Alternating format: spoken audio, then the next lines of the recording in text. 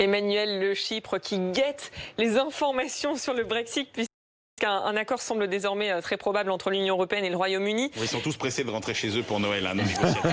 Oui, bien sûr. Et nous, on est pressés d'avoir enfin l'épilogue de ce long feuilleton. Est-ce qu'on peut parler de révolution ? Alors, on peut parler de révolution, mais au sens astronomique du terme, pas au sens politique où vous avez un Big Bang et puis un après qui ne ressemble plus jamais à l'avant. Là, on a une révolution au sens où on fait un grand tour et on revient au point de départ, finalement, puisque on a aujourd'hui un accord, enfin un projet d'accord qui fait à peu près 2000 pages, mais dans lequel les Britanniques font finalement beaucoup de concessions et où finalement on maintient les échanges commerciaux sans quota ni frais de douane, comme c'était avant.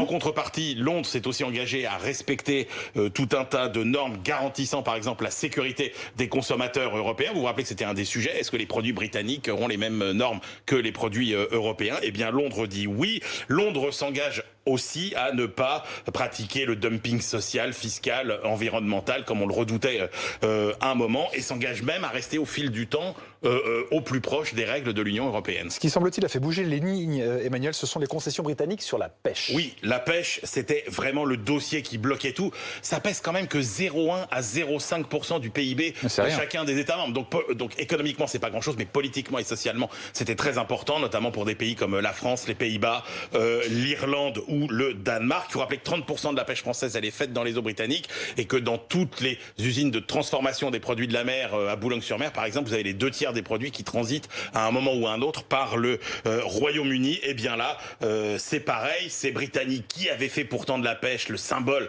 de leur souveraineté retrouvée, et bien finalement ils ont lâché sur les quotas de pêche et finalement les navires européens ne devraient renoncer qu'à 25% de leur prise dans les eaux britanniques. C'était la norme fixée par l'Europe dès le début des négociations. Je peux vous dire qu'en début de semaine, les Britanniques, ils n'étaient pas prêts du tout à accepter autant de concessions. Bon, cet accord, on l'a compris, c'est une bonne nouvelle pour les pêcheurs, mais pas seulement.